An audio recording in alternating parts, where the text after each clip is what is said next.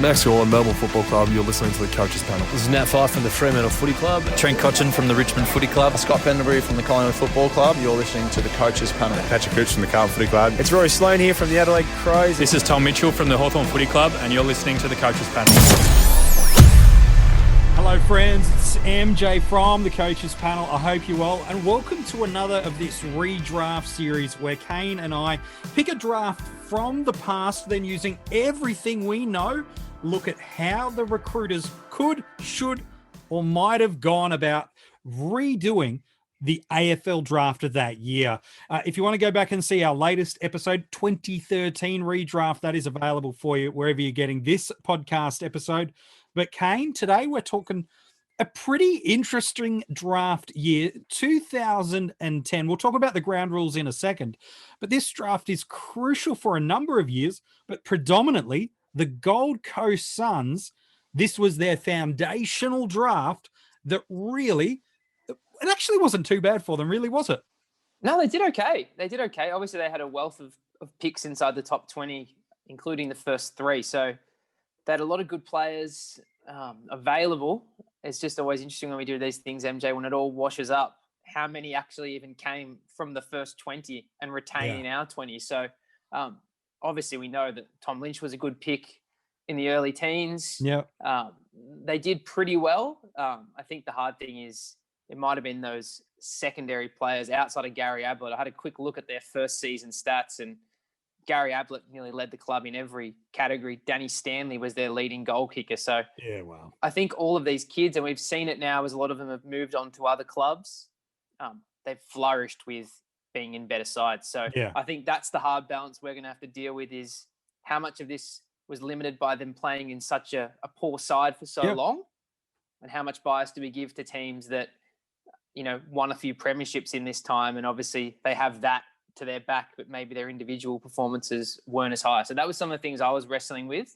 And as you mentioned, it's a really interesting crop because they've just played their 10th season in the league. So we've got a really big pool of information. We did the 2013 crew before, which also had a good tier, but they're probably just entering their peak now. We look at some of the guys in this crew, they've really come into their own in the last 1 to 2 to 3 years, with a lot of them having their best season in 2020. Yeah, it's true. There's a bunch of guys that have made All-Australian squads or All-Australian 40s from this year that if we were doing this redraft 12 months ago, gosh, maybe they might not even have made it into the list. So here's some of the ground rules and how it's going to work. Number one, if a player's been allocated to a club by a father-son, they cannot be touched. So someone like a Tom Liberatore or a Mitch Wallace, who are the Bulldogs owned this draft season, just letting you know, they're not the only club that did. It just means they are unavailable. And it also means if they're a promoted rookie, so they're being elevated from an existing club and then up into the primary listing. It's certainly different to how the rookie list is currently functioning in 2021, but it does mean that they are off the table. And then all it'll be is we're going to take it in turns interchangeably, one pick at a time, building these top 20. We're just going to do the top 20. We're not going to do the full first round, which did blow out to 25 picks because of all the compensation picks and the draft allocations that got added to the Gold Coast Suns. So that is what we're going to do.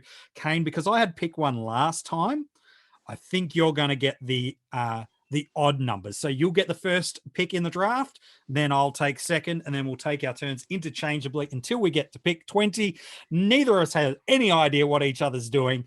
So this could get interesting. If we go to pick one, it was the Gold Coast Suns originally. They picked David Swallow.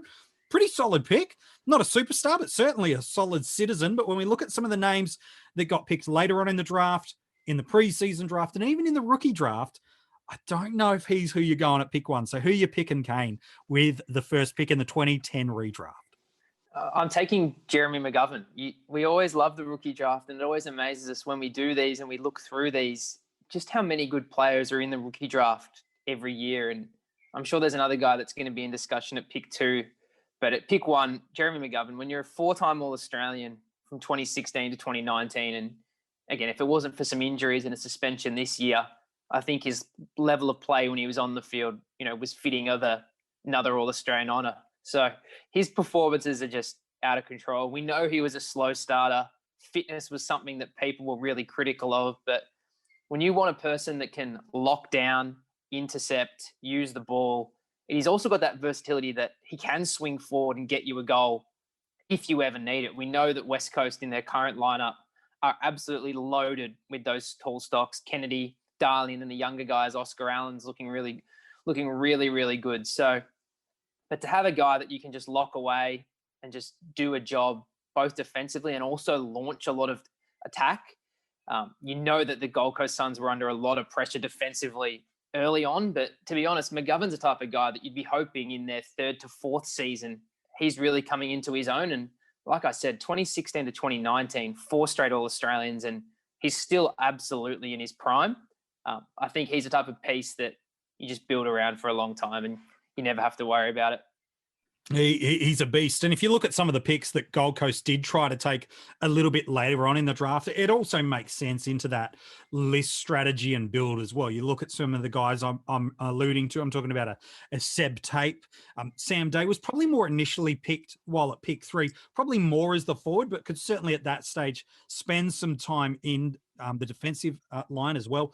They go and pick a kind of a ruck forward in a Gorringe, and a handful of picks time as well. And so going and getting themselves a key tall, especially one as good as McGovern, you said, elite intercept, elite one-on-one.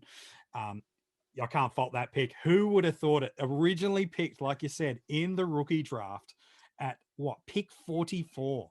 And we're saying we'd redraft him in at number 1. All right. I like that. Well, you've made my pick pretty easy then. In at pick 2. And originally it was Harley Bennell. And in terms of talent, he was the most talented player in the draft pool in terms of ability.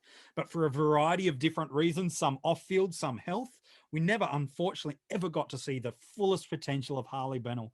Outside of maybe a season and a half, Kane, I reckon we got to see glimpses of him. But for me, I'm actually going to pick someone that Gold Coast picked anyway. They went and they gone and picked up Tom Lynch at pick 11 anyway. I still think they made the right call. They went out and got arguably a generational forward. Tom is an elite ball user when he gets the hands on the ball, an incredibly strong overhead mark, dominant when he can get out and about on the lead, strong in a pack mark. And then he does something that not a lot of key forwards do, is he adds ground ball pressure to that as well. And so we've seen Richmond thrive on that and him thrive in that ecosystem over the past couple of years since moving into that place. But he is just absolutely elite at that. He ranks elite across his career for disposals, for contested possessions, elite in terms his scoring and shots at goal and score involvements across his entirety of his career. And even before he got to Richmond, he was still elite. Like he was kicking 40 to 60 goals pretty much from his second season in. Like first year he played, he kicked 8 goals, but then this is his goals tally at Gold Coast: 46, 43, 66, 44. And then there's an injured season in through there in 2018, where he only just kicked a handful of goals that year. But in his past 2 years at Richmond, again, he's one of the primary reasons. In fact, I think he is the reason they made the grand final in 2019. He was the guy that won them games when the majority of their key leaders in Rewalt, Cotchin were falling down with injury and poor form. He got them there. So for him, if he had stayed at Gold Coast and with some of the rebuilding blocks that we're doing here, I think it was an incredible pick, just a few picks earlier. So that's why I'm going Tom Lynch in at number 2. At pick 3, still Gold Coaster on the board. Back to you, Kane. Just quickly on Tom Lynch. Even this year, like he only didn't kick a goal in 2 games. Yeah. Like that's really incredible when we know that the minutes were shortened. And again, you look at 32 goals and it doesn't seem like a lot, but even when you just put on the fact that the quarters were 16 minutes, it's another 40-goal season. And that's the thing with these talls is you only really need them to be going in the finals, and Richmond are going to be in the finals. Yeah. And they've got so many other good players that, it's not that massive burden that he had in that peak Gold Coast year, like 66 goals in a side like that. Like he's obviously capable of doing it. Totally. And again, does he have the Tom Hawkins-like performances where he single-handedly tears a team apart? Not really, no. But he's not really asked to do that either in the way they play. So, I don't think you can go wrong at all. Again, Gold Coast got a great service out of Tom Lynch. It was just unfortunate didn't have the pieces around him, to see, make a finals for the first time. But at pick 3, they went originally Sam Day. Mm-hmm. I'm just going for a guy that rocks up every week, does his job, and in his position, he is absolutely elite, and that's Andrew Gaff. Nice. Wingman's a position that Gold Coast only in the past, 2 off seasons have started to really address, with Atkins coming in this year, Brandon Ellis in previous years. But really, I jumped and had a look at the 2011 season at the ball winners. Gary Ablett, 30. Riscatelli, 23. Harbrow and Bock and Stanley, 20 apiece. David Swallow in his first season, 20. And then it was Sam Isles, Jared Brennan, Harley Bennell, all in the high teens. So there's not many elite wingmen in the AFL, especially someone as versatile as Gaff that can play a little bit inside if you need him. It's not his preferred position, but you can also roll him to half back and half forward, and he does a great job. But to have a guy on the wing that just works so hard, so tidy by foot, and just is going to be on the field every single week, like as we talked about in other podcasts, MJ, outside of the absolute brain fade that saw him suspended, like the guy's missed a game through injury once in the past 6 or 7 years, and it was a concussion, where they were playing Gold Coast as well, who were really poor at the time, and it was West Coast at home. So I'd beg to say that he would have played that if it was a more important game. So again, Gaff, amazing at his position, so consistent, so durable, and still performing at the level this season. So you've probably got another 3 to 4 years out of him where he's just absolutely elite. And look, it's a pick earlier than when he would have gone to West Coast. And certainly if he was still on the board and we were doing the redraft, there'd be no reason why West Coast would have changed plans through there. So, yeah, really, really like that pick. And it makes it interesting for what West Coast do, because when you look at that list, again, we said he originally went to the West Coast Eagles with Gaff there. You build through where they were currently functioning, and they were in a really weird spot where their list was there, but not yet quite. They had Nick Naitanui developing. They had Josh Kennedy. They had Dean Cox still hanging around through there. Matt Pritt still, hadn't quite won his Brownlow medal, but was flying around. And then they had these bunch of guys that they loved for a long period of time, but they never could really move them much forward. It's the Rosa, it's the Walters, to a lesser extent, it was the Chris Maston, and even the Scott Selwood, as much as he was a vice captain of the club. They just had this bunch of guys that were never quite the people that would move them into what would eventually be that match winning and grand final winning team in 2018. And so for me, I'm looking at it going, I do need some outside run. And so do I jump early and go on Isaac Smith or a Pollock? Like, that's early on either of these guys. Do I go there, or do I go for someone I just think is just good value and is just probably the best available talent? So for me, I'm going Luke Parker. From originally drafted to the Sydney Swans in at that point. But for me, I just think he was a steal in the draft. Like, he was pick 40 to the Sydney Swans, but he's an elite clearance player.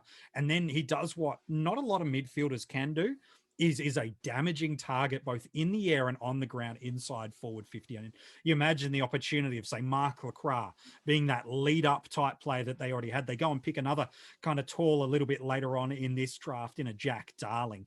And then another tall in a Scott Lysette, both premiership players for the club. I just think what Parker would do, while he doesn't replace the run that someone like an Andrew Gaff is, what he does do is he adds an incredible new dynamic to that midfield. And for the Jack Redden never does make his way over from Brisbane, they're not struggling. If a Tim Kelly never makes his way over from Geelong, they've still got an incredible leader in that midfield, so that when Pritis moves on, Shuey's already there at the club, but he's still only young himself. It's just another key component into that midfield. So for me, I go and pick Luke Parker in at number 4. But in number 5, Brisbane Lions, a player they end up losing anyway a few years later, was originally drafted as Jared Pollock. Do you stay with the outside run, or is there somewhere else for you, Kane?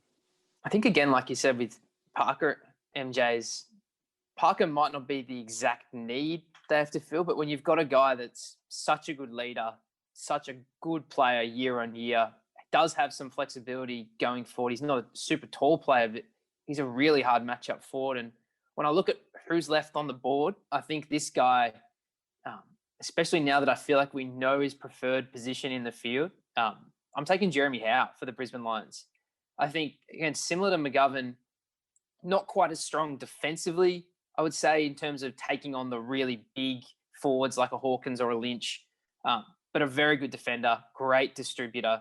And we've seen now when he's across half-back, it really is him and McGovern that are the best at intercepting, winning the ball back. And we know that's where the modern game is going. You have to be able to diffuse the opposition's attacks. And I feel like we were probably robbed of an All-Australian season from how, I know he only played a few games, but if you saw the way he was using the ball, like I'd never seen him set up so much attack for the Pies. And I feel like while they're going to have Harris Andrews down the track, really that second tall, they haven't really had someone that can play. And they've had sort of the more key guys, but a distributor. Again, Harris Andrews isn't really a distributor. I know they've got, the Birchells and the Riches and these type of guys, but not really from at all. And that's probably more to the fact that there's not many ones in the league that are actually good enough to do it. So I think when you get a chance to take a Jeremy Howe, he's only 1 year older than the draft eligible players in the pool anyway. So it's not like he's much older than some of the other mature ages we had, but obviously went to Melbourne. But I think if you've got a chance to get a Jeremy Howe, a lead at that position, there's a raft of midfielders. And at the time, Brisbane does have pretty good midfield stock, MJ. So I can't look past the Jeremy Howe. I think it's a really nice addition. And there's probably some movements there that they were, if you're looking through there, you see that Ruckman that's a little bit later on. At that point, you see there's some key forwards and some really nice running players still to come that get picked up in the draft. So, yeah, I think it's a good call too, but there's probably that just moment of which option do we choose to take for them? Yeah, I totally agree. That's the thing. You look at what's to come, and obviously they went with the run. They went with an outside run, and I think that's the thing with drafting that's really, really fascinating is, and it's always going to be the case, MJ, isn't it? How much do you weigh to just these people are really good at their position, even if they're not a need? And obviously, when you've got players of the quality that we've read out, that's the first five. It doesn't really matter if they're not a need because they're already going to be in your best, 5 to 6 players at the club. But it's always fascinating when we get to the actual draft and we see clubs go for need, even if the player's not very good. And then if they don't make it or they're not better than what you've already got on your list, it's a bit of a waste of the pick. And it's always funny that the players that we go late, we look at a Warple or a Luke Parker, very good numbers as juniors, great leadership, were captains of their TAC side, and they get overlooked because they don't see the upside or they don't see the need of an inside mid. So I think at this point of the draft, I've got Jeremy Howe probably a tier above the players down my list. So I just can't overlook him at the Lions. I can't. Like it, man. I think it's good. Let's get to pick 6 then. The Richmond Footy Club had an early pick. They went for Reece Conker, who's now found his way to Fremantle. And to be honest, I found myself, I'm torn in 2 directions here. One, I'll tell you the 2 players that I'm torn on, but I think I know which one I'm going to go for. One, you go for a player that they've now already got in a Dion Prestia. That's one option you go. You go clearly at the time with Reece, they're hoping he'd turn into that midfielder, that leader. They had Cotchin through there. They had Dusty through there. Now it was like, what's that third piece of the midfield puzzle that they'd hope to get? Because if you look at through some of the names in terms of ball winners that they had through there, Shane Tuck and Brett Deledio. Again, Deledio was still very, very fit. And then it was a Shane Edwards and an aging Chris Newman off the half back. And so you could see the theory of what they'd hoped Reece Conker had become, so that explosive midfielder that can play another role. So that's certainly an option. Gold Coast picked him just a handful of picks later. The other option is Richmond at that time were really Jack Riewoldt centric in terms of goals. Like he had 70 odd goals across the year. And then their next person in terms of amount of goals, like they had 4 or 5 guys kicking 10 plus goals, but these are the sort of names that were delivering scoreboard. Andrew Collins, Ben Nason, Robin Nahas, Mitch Morton, Jake King, a very young Dustin Martin, and Matt White. And so here's where I'm tempted by a Jack Darling too, where I go, he's not a traditional key forward in terms of sit it on their head kind of guy. He's much more uses that aerobic ability to work over his players. So that's where I'm kind of torn if I'm Richmond in this point, knowing what it is. But for me, I am going to go Jack Darling. I reckon knowing where they're at, knowing where that list was, knowing that they had a pretty fit Brett Delidio, they were comfortable with the developing Cotchin, the developing Martin. They're happy enough with what Shane Tuck's doing in and under the ball, albeit he's only got a couple of years left. I'm thinking, you know what? We need something else up forward to kind of give us some targets and some pressure because, you know, Angus Graham's not doing it. Alex Rance, again, he's still only very young himself. We just don't have any avenues to goal. Yes, they've just picked up Tyrone Vickery not long ago either. But for me, knowing what I know about what Jack Darling has become, I'm finding him really hard to say no to the Richmond Footy Club. Yeah, it's really interesting, MJ, because I actually had it the other way around. I had Presty, and I think the bias is that knowing what he becomes, again, he had Richmond, a few good seasons at Gold Coast. He obviously had some injury issues as well. But again, the two-way midfielder that he is, he's not a great ball user, but because of the pressure that Richmond put on, his ability to just drive the ball forward and be relentless in the contest, he doesn't have to be pinpoint. It's not the West Coast game style. It's not, you know, the Giants game style of previous years. It's about getting the ball forward. Again, they talk about the chaos all the time and supporting those smalls. And Dion's great at applying pressure as well. So on the board I had, we were going spot on as I had it, MJ, until that pick 6. I'm happy to ruin the plan for you. You've ruined my plan. And as a result, I'm actually going to flip things around for Gold Coast again, because there's a guy, again, I was tempted by just knowing how Dion fit at Richmond. Yeah.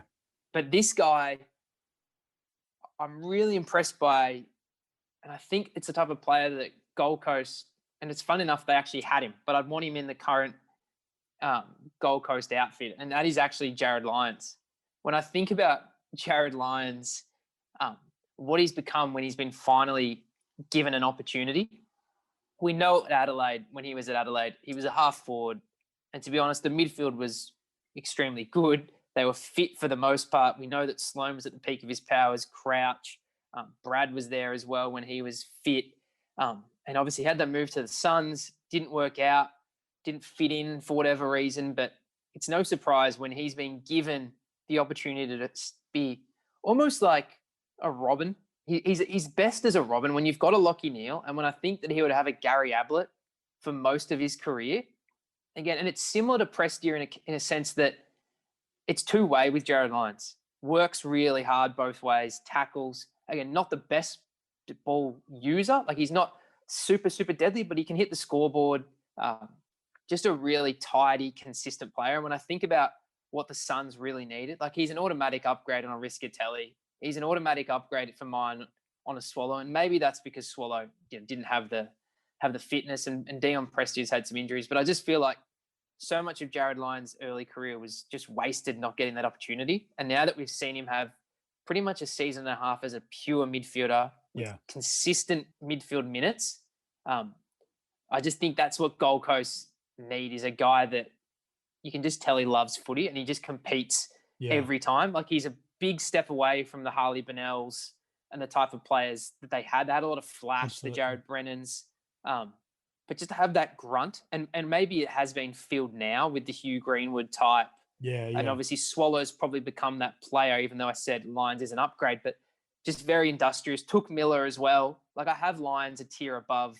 Again, obviously he's older than Took, but just that guy that you can just lock in. And albeit it is early at pick 7, when I feel like we've only just started to see the best of Lyons now, I just love that he can support a Gary Ablett doing the dirty stuff, but also giving you that 25 touches, 4-5 marks and 4-5 tackles, and also push forward. For mine, I would have picked Darling if you hadn't picked him at Gold Coast.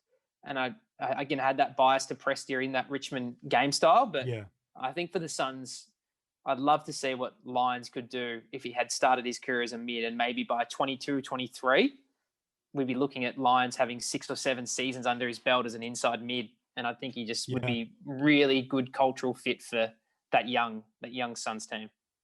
Yeah, I like that, man. I think it's a really good pick. And again, I know we're both going to ruin each other's drafting board plans right throughout this top 20, but I really like that addition of Jared Lyons. Next up, it was Essendon. It's their current captain that they ended up picking there in Dyson Heppel. And again, recency bias. A lot of people would move right away from Dyson. Unfortunately, he's not been able to get the most out of his body, certainly over the past 18 months. But in 2015, 16, 17, 18, he was an incredibly prolific ball winner. Really was for a number of years there in, kind of 15, 16, was looking like he was going to become, while we're more of a fantasy footy podcast for the base, like people were looking at him as the next Uber premium to take over from a Dane Swan. That's how much of possession and how much ball and influence he was having on the contest. So he's not who I've gone, but I can understand what Essendon were trying to do here. No, we're looking for the future of our midfield. They've got an aging Watson, a bit of outside running Stanton. You got guys like Winderlich, Heath Hocking, Brent Prismal. There's a name you haven't heard in 5 years, guaranteed. And again, a youngish David Zaharakis. But for me, knowing what I know about this player and what still arguably this club needs, maybe Jai Caldwell will help fill that void. I can't pass up Dion Prestia here. A player that runs both ways, a player that does the tough stuff in and under, both defensively and offensively, is solid enough with ball in hand in terms of delivery inside forward 50.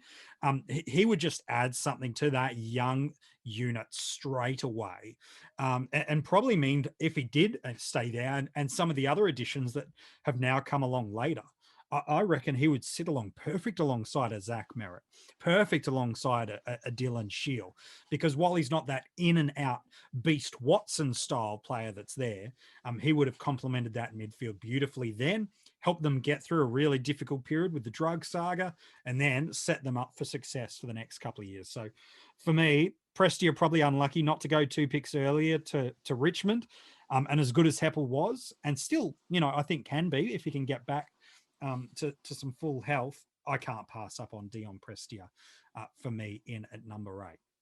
So he's who went originally at number 9 to the Gold Coast Suns. Back to you as you rebuild the dynasty of that team. Well, MJ, the good thing is about this is that the Suns do have the next 3 picks. So to be honest, there's 3 guys that I'm really weighing up. So okay. I feel mainly 2. So I'm hopeful you'll take the other. And if you don't, I guess I'll take him with the one after. But the one I'm going to go with, and again, it's purely that in his position, he is elite, and it's Isaac Smith. I know I've already taken Gaff. Again, as much as Gaff's a hard runner, Isaac Smith is the run and carry. Gaff's not really run and carry. He's more link up, use it smartly. And to have a guy like Isaac Smith, again, I know he was mature age, so he's more towards the tail end of the career than compared to a lot of the other guys in this pool. He's 4 years older. So, but his ability when he was on, and obviously he's part of that really incredible Hawthorn side, just such a unique player, such a damaging player, such a line-breaking player. And like I said, they didn't really address that, the Suns. They haven't, and even Brandon Ellis isn't that type of player. Now, there's not many guys in the league. Brad Hill's probably one.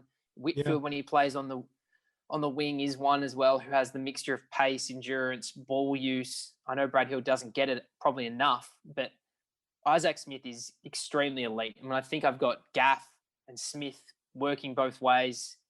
Harbrow's, coming off the half-back line, Hanley in the future, but really the numbers are inflated by the amount of ball and defence. As solid as a contributor Harbrow is, I'd much rather have the ball in Isaac Smith's hands linking up. So for me, at pick 9, I'm going to take Isaac Smith.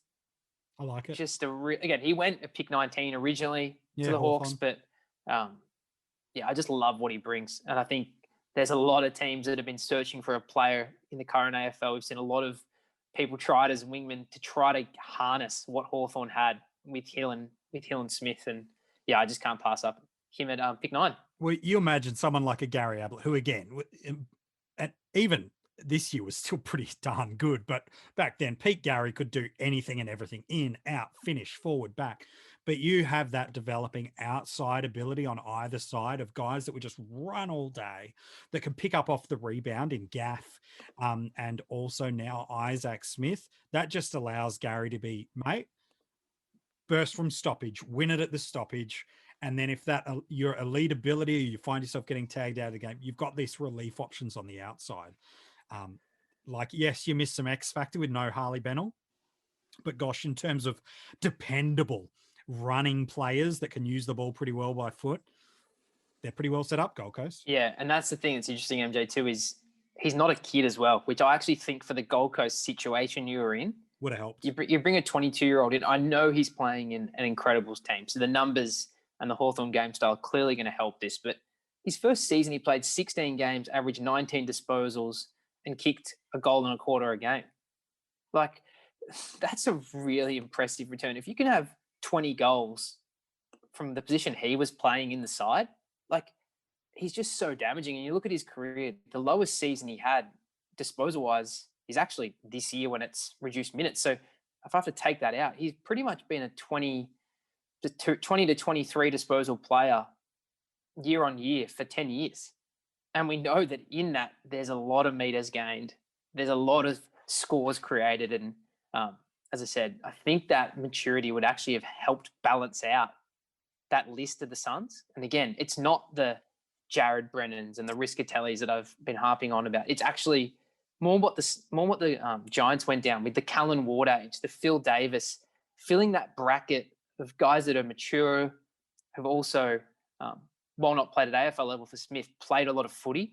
And I just think that would have been a really nice compliment, let alone walk up first year, already AFL standard clearly.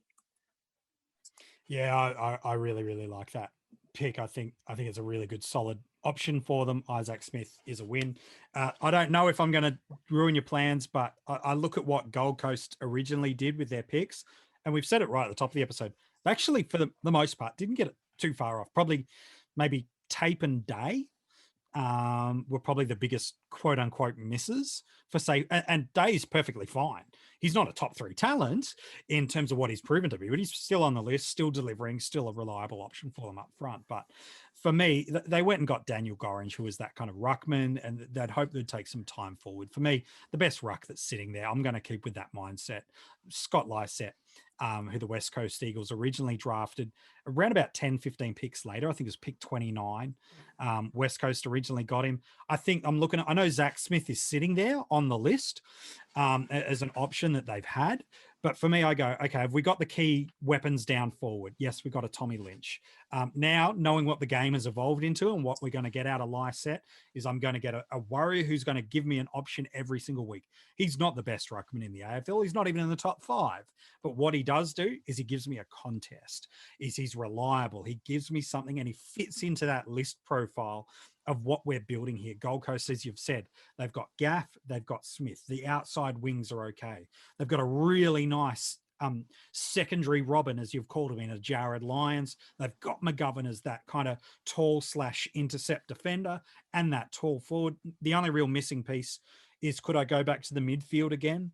Potentially I could, and maybe you will after this. But for me, I know there are some guys later in the draft that try to draft tall and miss big. I'm going to take Lysette. It's not an amazingly attractive pick, but gosh, I can build a list knowing that I've got it there. So for me, Scotty Lysette, he's an above average player in pretty much everything. But given what we see, some of the draft, like I think out of the top 20, I don't know, I reckon maybe half of them don't even feature in our top 10, top 20. So there's some big misses in this top 20, as there is often in some drafts. So for me, Lysette.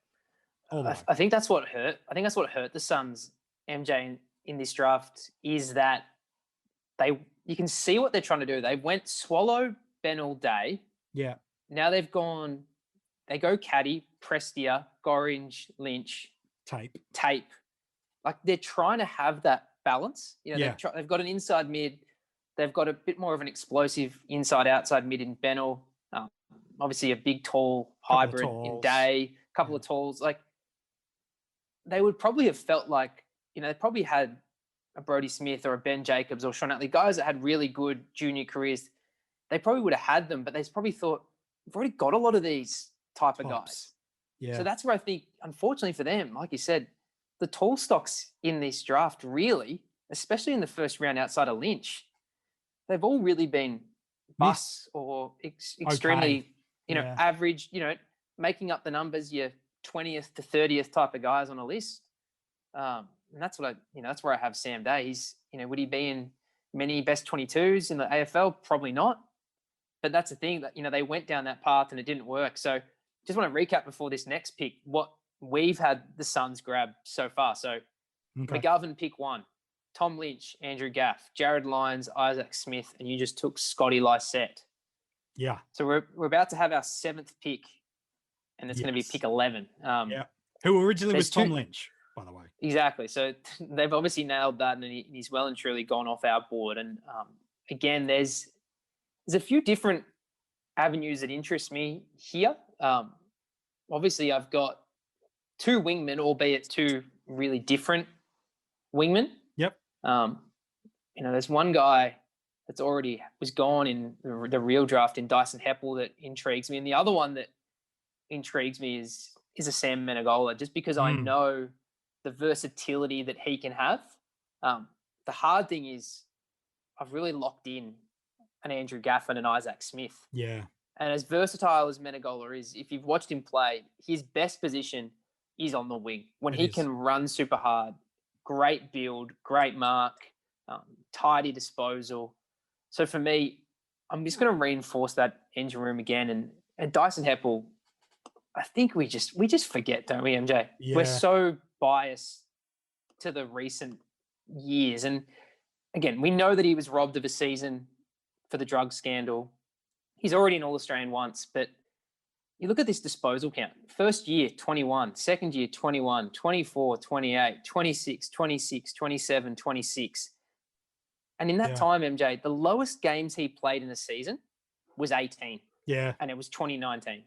Like, seriously, you're rocking up every day. You're getting that much of the ball. We know he started on the half-back flank, so I've always got that option at the Suns as well. I can always use him as inside mid. He's got that prototype build, 6'3". If you look at his contested possessions, it's up around the 10 to 12 mark when he was playing that role in his 3rd year and beyond. Like, that is the threshold you have to be to showcase that you can get your own footy. And really, it was just this year where he played 3 games. His body broke down. He was battling injury all year. He just couldn't get on the park, and I can forgive him for that. Again, has he probably played his best footy in the AFL, in my opinion? Yes. He's been robbed of another season of another 20 games that he didn't get for the drug scandal reasons. But really, for Dyson Heppel, you've had, outside of this year, you had 9 seasons of really good footy, really, really good footy. And as I said, I know Menegola's position is best on the wing, whereas I know I can play Dyson Heppel inside mid, outside mid, or half-back flank. So for me, I'm going to reshuffle my order and grab the Essendon captain, Dyson Heppel. I really like that. And again, it's heading into fantasy booking territory to some extent. But for big chunks of his career at Essendon, he had to be the alpha in terms of in and under. And while he can do that, that's not also his natural game in an entirety. So, yeah, for me, I think if he's at a Gold Coast with some of the players that we've seen that we know that can get it done on the outside, he becomes and this is not a negative term at all, he just becomes an incredible gravy option to this side where he can cover over areas in the field that are required. If they need him to drop into the halfback or to develop off there, you've already got some experience in Harborough, so he can develop a little bit away and then come fully into his own through the midfield. So I really like that one. What I don't like is this next pick. This is a tough spot. Melbourne had this next pick in the draft. Lucas Cook, I believe he was a tall that they were aiming for. And you're the Demons fan, so again, I'm not trying to stop wounds or anything. Yeah. But I don't think he ended up playing a game, did he? No, he didn't play one game. Not even the token, you're a first-round draft pick, the fans want to see you on the field. Did not play a game. And it's no surprise, MJ, that if we think about the subsequent years that are to come, it's no surprise that it took six or so years to just become competent, not even successful, but just, not be the wooden spooners, and that's, we're still another 6 or 7 years away from that happening. From it turning. Yeah. So, again, when you miss on something like that, it hurts. But the thing is, we can't even blame our draft, because if we just touch on Melbourne briefly, we grabbed Jeremy Howe at 33. Yep. Tom McDonald at 53. Like, good picks.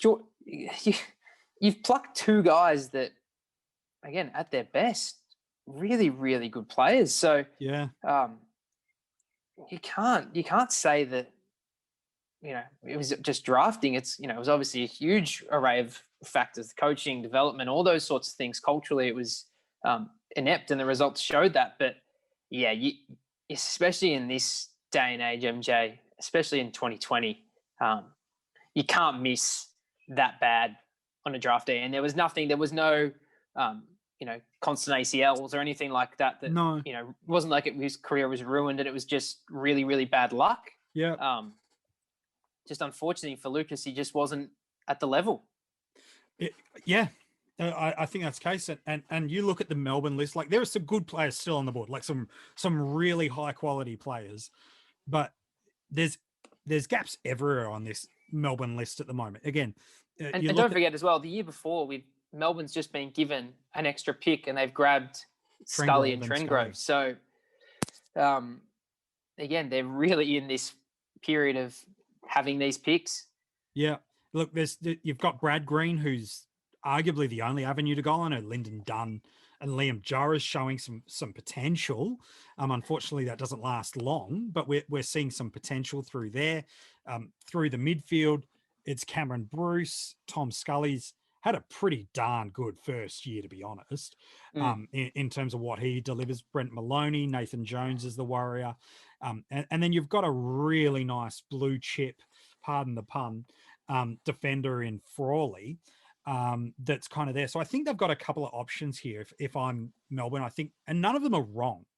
There's so many needs, MJ, isn't there? You can't be wrong at this point. You can't be wrong. Because the list is going to turn over so much by the time these guys are in their prime that you just can't really do any wrong. That's right. Do you go and get probably there's two really decent talls left on the draft board, both defenders, although McDonald can play forward in Jonas and McDonald. So you've got two really nice talls kind of sitting there. You've got a couple of running players, especially off the halfback in Johannesson. You've got Brodie Smith through there. You've got a couple of nice variable types of midfielders in Guthrie and Swallow. I think Swallow's still unlucky to not get picked up at this point in time. He's not really done anything wrong in his career. He's just not lived up to the hype as a pick one. And then you've got a couple of wingmen, albeit slightly different type of wingmen in Menegola and Polek. And then the guy I am probably going to go for, though, is when I look at that list of Melbourne, I go, what is it like is a glaring omission to me? Like there's a few, but for me, I just need someone that's got a lethal foot skills and someone that's going to bring some run into this side. Because as good as, we think that Scully's going to become and Trengrove's going to become, we've got the ability of foresight to know how that went out. I think there's a player that's still on the draft board who would only go a couple of picks later to Adelaide in Brodie Smith, would add something really strong to this midfield and halfback unit. He'd give some drive when it in the grand final and the finals of the Crows. How different would that preliminary final and grand final result have been had they had the elite foot skills of a Brodie Smith? His ability to hit a target from 50, 55, 60 away is elite. His run and carry is so strong. And then just his dare to go with that as well. It's not like he's a conservative ball user. He's always looking to attack and take the game on. And so for me, while I could go any of those options and feel pretty justified in it, for me, I just think that what Brodie could do in this side, while I'd love to pick him a couple of picks later at the Crows, where he originally went, for me, I just think Brodie Smith adds a great sense of dynamic to that midfield and to that halfback unit. So Brodie Smith, for me, is on his way to the Demons. It's interesting, MJ, because I had the exact same thought process, but I went Jason Johannesson when I originally had that Melbourne pick because, like you said, it's such a glaring need that still to this day hasn't been addressed in the Melbourne team. Unfortunately, Jaden Hunt's ball use is just not up to scratch to be able to play that position. He's got the run portion down, but if you turn it over, unfortunately, it's not worth the reward of the run and carry. So again, I love the thought process, and it was the two guys I was weighing up for Melbourne. This is the last Gold Coast pick in my they've disposal. had like 7, so they're up there. Yeah, we've had 7. This is our 8th. So again, this McGovern, is where Seb Lynch, Tape was. This is where Seb Tape was. So McGovern, Lynch, Gaff, Lions, Isaac Smith, Scott Lysette, Dyson Heppel. I'm going to follow what they were trying to do, but I'm going to pick a guy that, again, just so rock solid in this position. I'm going to go Tom Jonas, Port Adelaide captain. Nice. We've got enough midfield. Again, like most mature defenders, really coming into his own the last 2-3 years. And I think, again, with Port Adelaide's return up the ladder, we've started to see just how good of a defender and leader he is. And I think we know what Stephen May is at the Suns when he was there, but to have a guy next to him that's just rock solid. Sam Collins is down the track, but Tom Jonas is just a lockdown. Clearly nothing fantasy related with this. He just does his job against the big guys. And you're not going to go into too many games where you feel like you're going to have an issue with the bigs if you've got Tom Jonas down there and a Stephen May. So, again, still a lot of good mids. Yeah. There's still some run on the board. Yeah. But just out of need. Yeah. At this point, I have Tom Jonas in that tier of all the other mids in his position. So to lock away a guy like that and round out this incredible class the Gold Coast Suns, hypothetically, MJ could have had. Yeah. Pretty special group. Look, and, full credit to Port Adelaide. Rookie selection, number 16. Like, there's a bunch of rookie picks. Like, our number one pick was a rookie draft pick. And so while there's moments in this top 20, whereas you think when there's probably only, there's only a handful of picks left, maybe 7 or 8 of the current top 20 end up going in ours. The rookie draft, there were some finds through there, like some names that might get mentioned but haven't yet. Is Luke Dalhouse at Johannesson, you've alluded to. Menegola's still on the board. Ed Kerno got picked up later. I know at any point in time there was a preseason draft pick of Basher Hooley. I should explain why I'm not picking him. Maybe you're going to go him. It was because it was a failed trade. I left him out of my crew, MJ. Same as, you can't have a Cam Bruce or, even a Jack Ant. I left all those guys off again. We've had that rule if they've been previously listed. See, Menegola is different because he was delisted. Yeah. That was Hawthorn picked him from East Fremantle. So as long as they were back and available to the pool, it's like we said at the start, that's why we don't take promoted rookies because they weren't accessible to everyone. They were in another pool. Yeah. If they've come, again, Menegola was in our 2013 crew as well. So he's getting double picked. Again, as long as they were, and he's got one more to go. So he's available in 3. So, and don't forget, Ed Kerno was the same originally as well. He had a chance at the Crows. At Hawthorn. Yeah, he just didn't make it work. So he came from Box Hill, but we did leave those guys out for a reason. So I thought incredible crop. Yeah. I thought with people going, well, you're forgetting Bull, I'm like, well, there's a reason. Bully would be very interesting. Yeah, that would be very interesting. But he would have been close at 6. He would have been Essendon, close if I was there. But again, failed trade. The clubs agreed. They found a way to get him through the preseason draft, which Adelaide are doing in just a couple of days' time with a Jackson Haitley, albeit a slightly different circumstance. Speaking of Adelaide, that is the club we get to now. Brodie Smith, I kind of put myself in a bad position because I kind of wanted him there as kind of one of the only original picks. I thought Gaff might have been someone we could have got an original pick. Not too sure if we'll see any original picks from here on in. Thank you, Billy Smets, but you will not be picked in our top I don't think 20. so, MJ. I think there's not much after Brodie Smith's pick. No. It's obviously Isaac Smith was 19, but he's long gone. So So for me, look, this is the point where there's a couple of options here on the board left for Adelaide. You go with the existing plan of what they were trying to do, which is a rebounding, pretty good ball user off halfback. And we've already alluded to a player like that. Do they go and get, a really strong, dependable midfielder in a David Swallow? Like he's still a very, very good AFL player right now and really unlucky not to be picked. Do we go and get, the Guthries or the Menegolas, who are your full complements of the midfield? But for me, I'll stick with the plan of a rebounding halfback, and I'll go for Jason Johannesson. I know at times people might go, oh, he's not been that great, but if you look back over the past half a dozen years, he's one of the most electrifying halfbacks. His run and carry off halfback, like the fact that he won the Norm Smith, while everybody does allude to the fact that Tom Boyd was pretty unlucky, and he was, his ability in that grand final to break the game open, his meters gained is incredibly elite over his career, and his ability to do just some damaging stuff with ball in hand as well. While he does have a tendency to spray it, he has the ability to use the ball well, and he's got the courage to take the game on with foot and by the ability of how he runs and carries. So for me, the Crows were clearly looking for some run and carry. They clearly wanted some dash off halfback.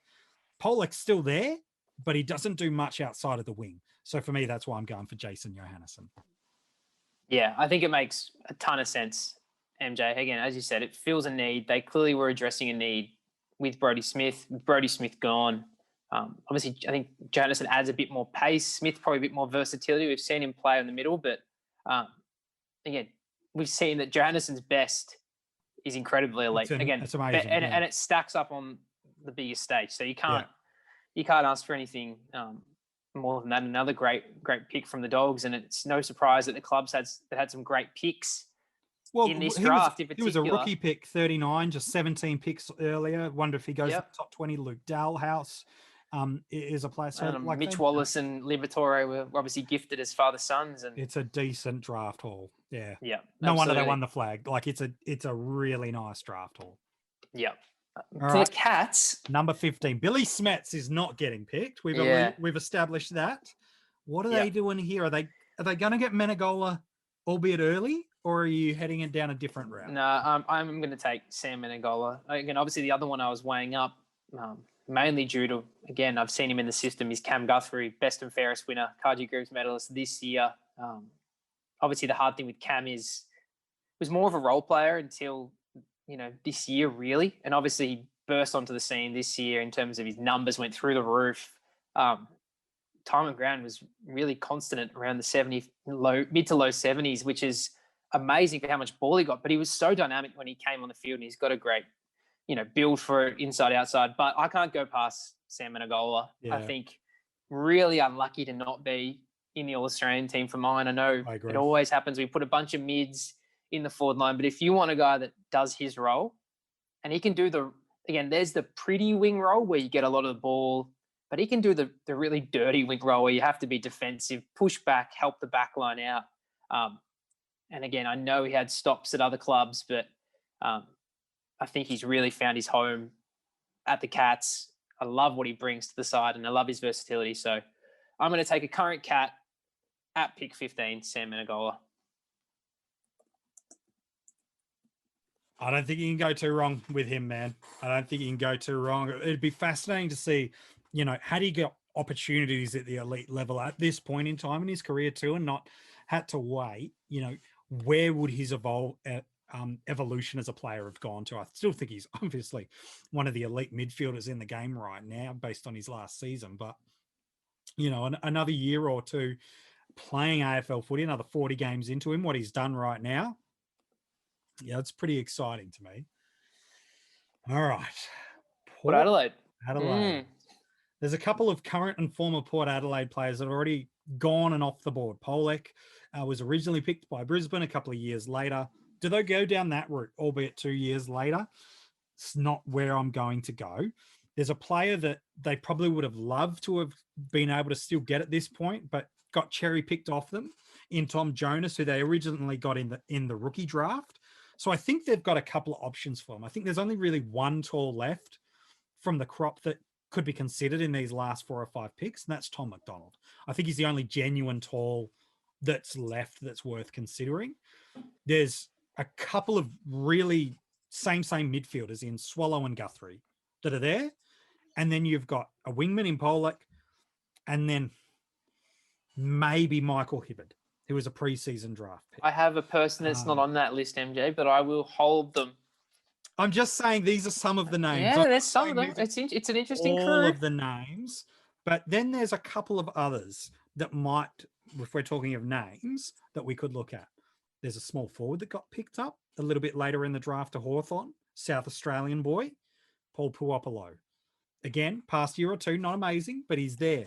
Another late pick that went in the draft while we're getting close to the end, Paul Seedsman, Anzac Day medalist, pick in the 70s in the draft, is not bad. And then we talk about Western Bulldogs. Luke Dalhouse went in this draft as well.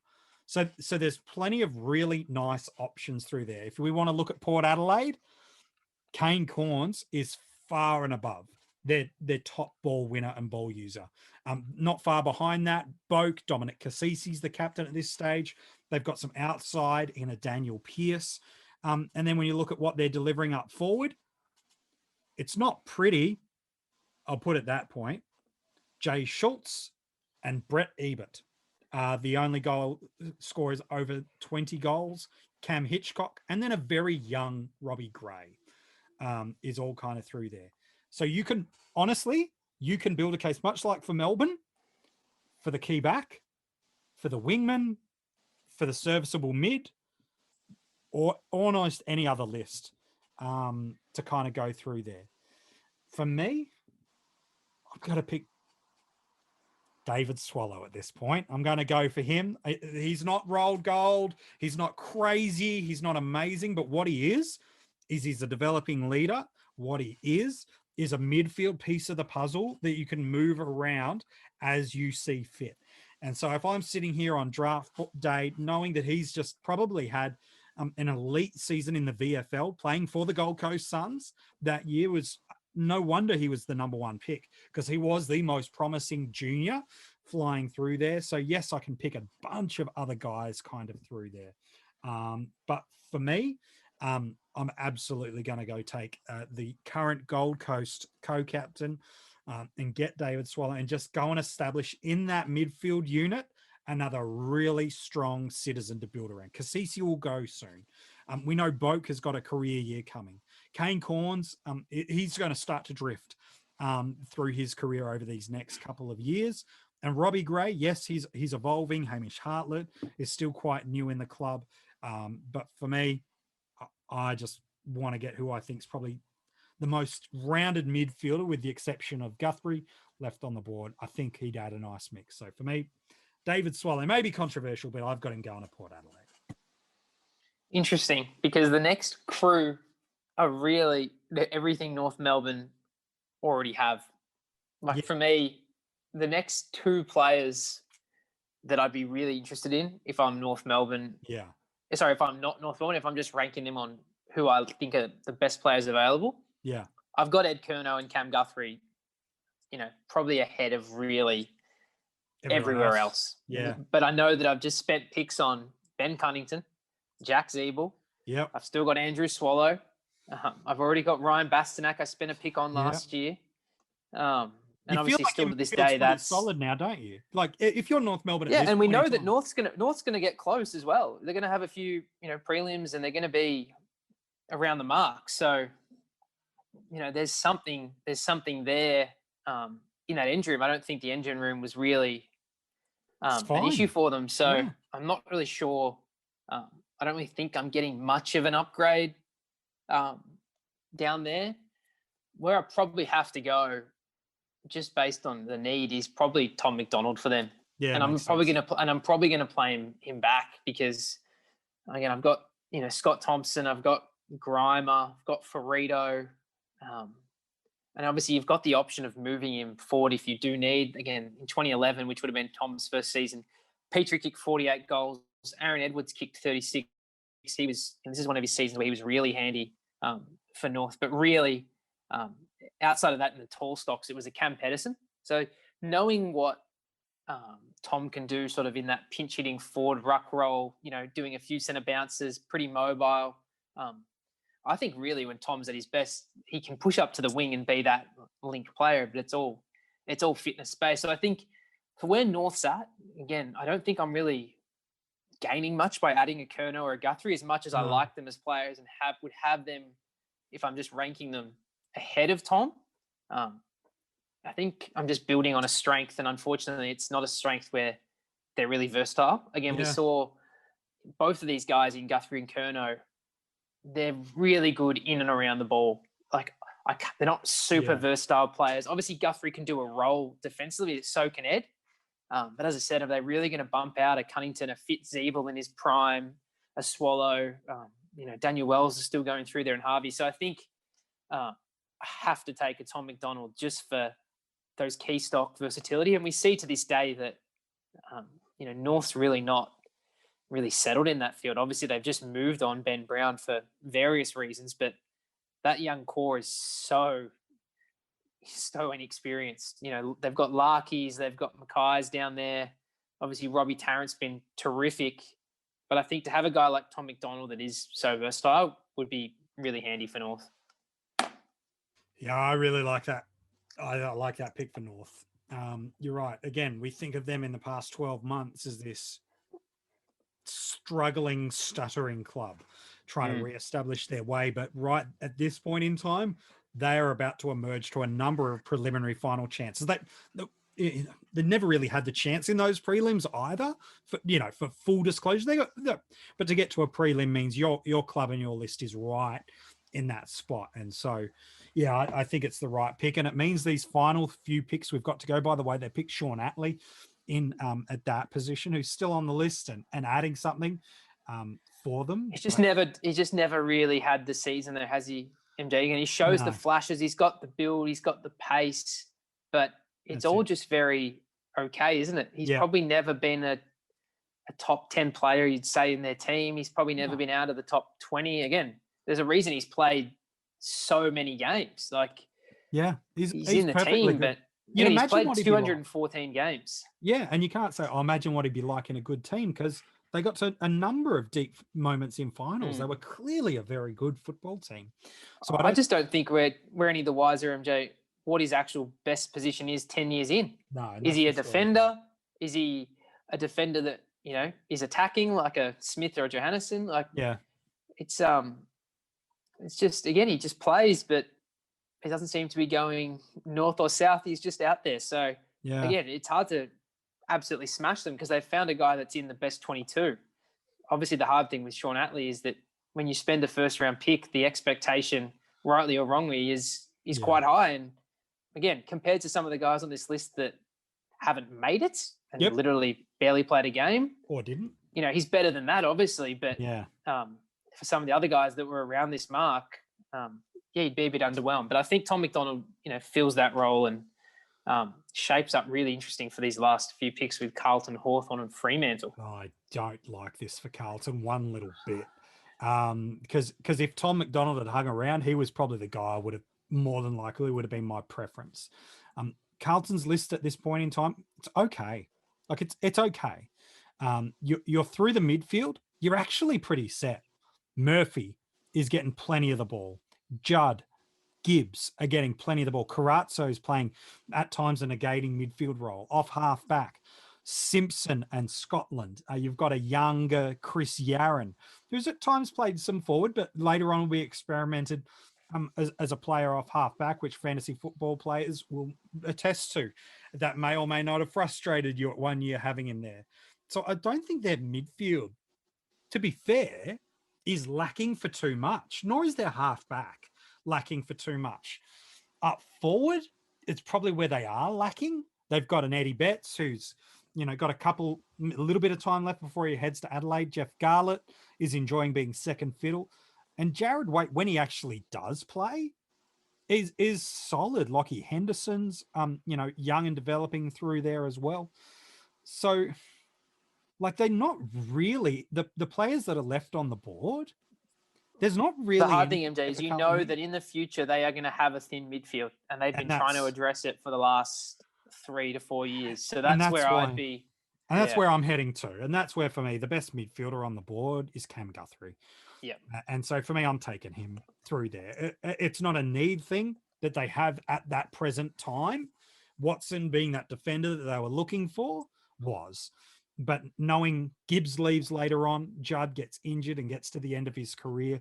Scotland and Simpson. Carazzo was quick, wasn't it? He was so good on when he was tagging and all that sort of stuff. But it does come quick, and they turned the list over, obviously, really quickly. In the next 3 years, it changes. 2017 hits, and they're going. It'd be a nice compliment to Cripps, wouldn't he? If you think present day, what Guthrie's got with the size, the defensive stuff, As I said, I know he benefits from that Geelong game style this year that was kick mark, but his tackle numbers are through the roof. And he's the best available. And there's nothing that glaringly that is on the draft board that would fill a need. So I go, who's the best that I can get? Yeah. That now will help them, and that's Cam Guthrie. And again, MJ, what would they have done, in previous years? What they had turned their attention to when they were, going after the Matt Kennedys, the Setterfields, who I really like and think they've got a really good one. But they've put a lot of resources, Liam Stocker, Paddy Dow, like they've invested a lot of resources into those type of players over the years to fill that void alongside Cripps. And we know Murphy, and that's why Kerno has played so much mid, is that there wasn't someone to force him out. And I think, Kerno rightly deserves to be in there, but, he was a really heavy contributor, especially at his age now where he's a bit older. And that's where I have to give the edge to Guthrie. If I was weighing up Kerno and Guthrie, for me. Originally on mine, MJ, I had Kerno going to the Crows at 14 because I thought when Kerno was really, really good, to have the ability to send Kerno when Adelaide was at its prime to the opposition's best midfielder and let Sloan and those guys really go to work, I thought that was a really nice mix. But again, Kerno's mature age, so he's 3 years older than Guthrie. So really, if you're a Carlton now with Guthrie, you're thinking, you beauty, 3 to 4 more years of really good footy from Cam Guthrie compared to Kerno, maybe been retired by then. I think it makes a lot of sense. Here's the thing with Ed Kerno, though. He was originally a rookie draft pick to the Crows just a few years earlier in 2008. So they delisted him. So, it's one of those sliding doors isn't it? Moments. Yeah. And obviously, as we know, sometimes that's the making of players is for whatever reason, whether it's them or coaching or just a whole bunch of circumstances, it just doesn't work at the time. And we know with Jared Lyons, I got him going back to the Suns where they moved on after, a year of him. And he went across town and he's, as I said, one of the most well-rounded mids in the competition. So at 19, Hawthorn obviously nailed it. Isaac Smith. Yeah, great pick. Great servant of the club. Really impactful in finals and obviously part of their 3 premierships. And looking at what's available, again, Kerno is available and I've just sung his praises, but for what the Hawthorn team sort of has, I don't really feel like it's it's not a massive thing with obviously Liam Shields been drafted before. I've got Mitchell. I feel like I've got enough there. So I want to add to goals. And I think, this type of player was really important in their premiership years. But it's not the one they picked in this pool.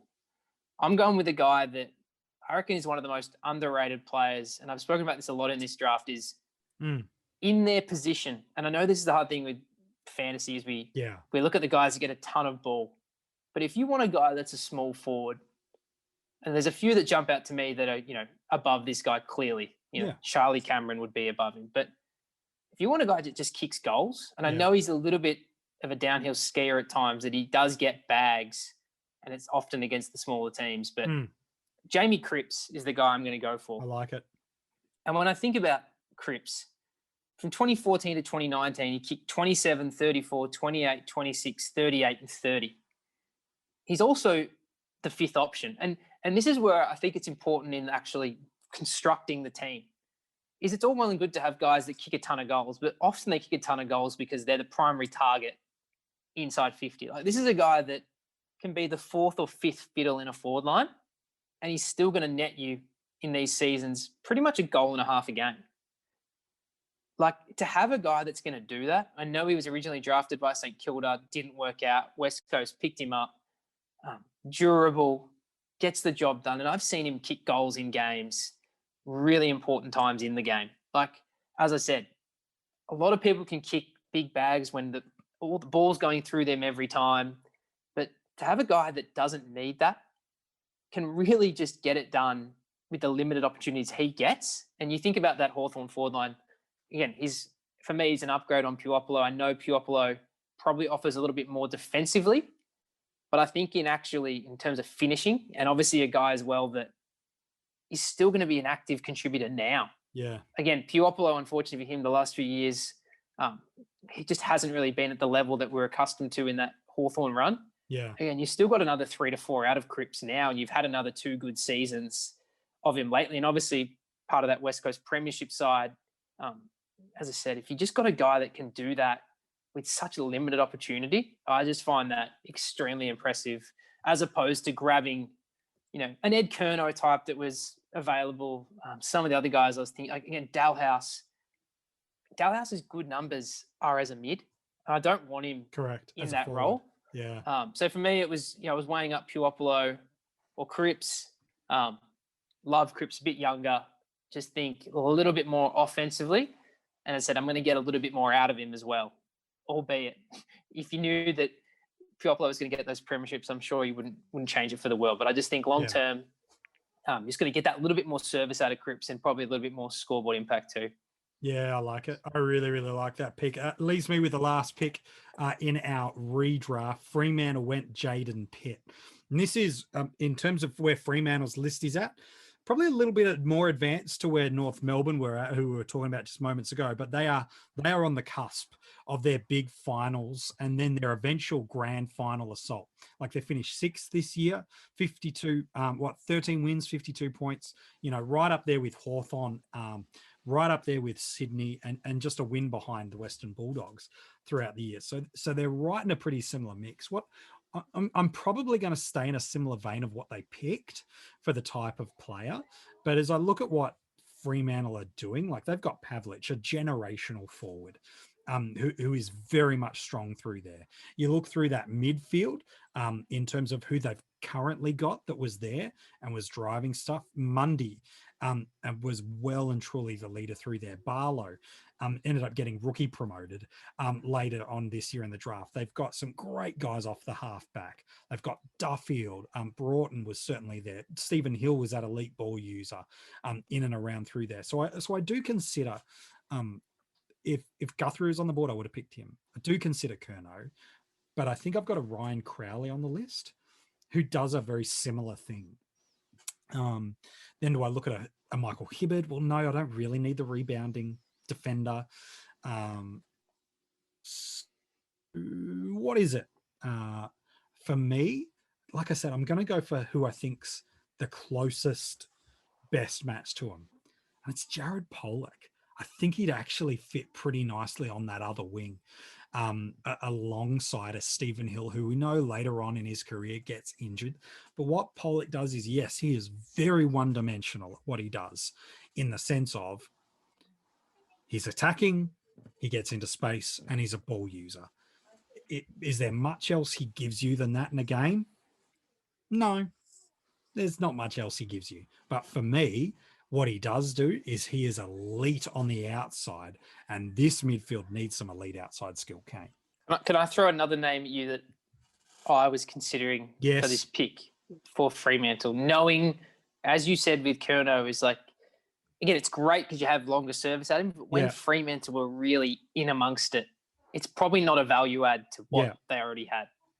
This guy fascinates me because it's hard to say it's short-lived because it's 5 seasons of quality. But I know at the same time that Ross Lyon was so defensive in their game plan that scoring wasn't really a major focus. But at the same time, this maybe strengthens his appeal. And that's Josh Jenkins. Yeah, I thought of him. I look at that and I think from 2014 to 2018, the lowest he kicked is 40 goals in a season.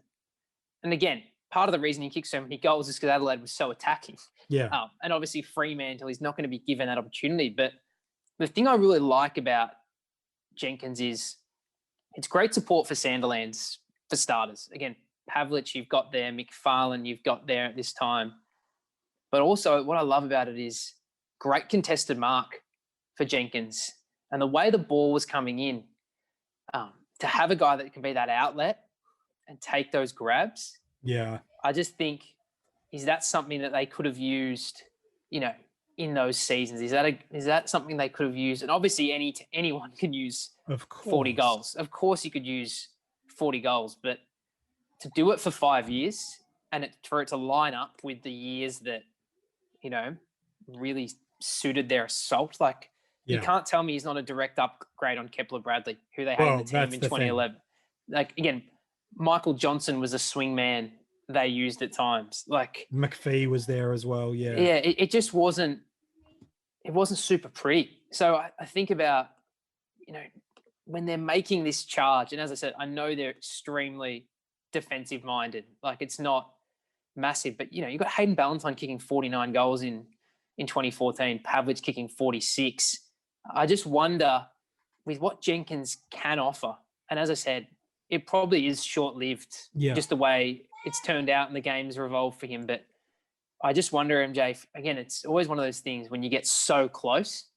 Does that the final piece? Yeah. Yeah, is a guy who can kick 4 or 5 and in a sense come from nothing. Again, because he's such a good contested mark, can he manufacture that extra goal or two a game? When you're playing 50 to 60 point games like Fremantle wanted to restrict their opponent to, I just wonder that upside of what Jenkins can do, would that be appealing to what Fremantle is going to enter into? And I guess you could say the same thing for North. Yeah.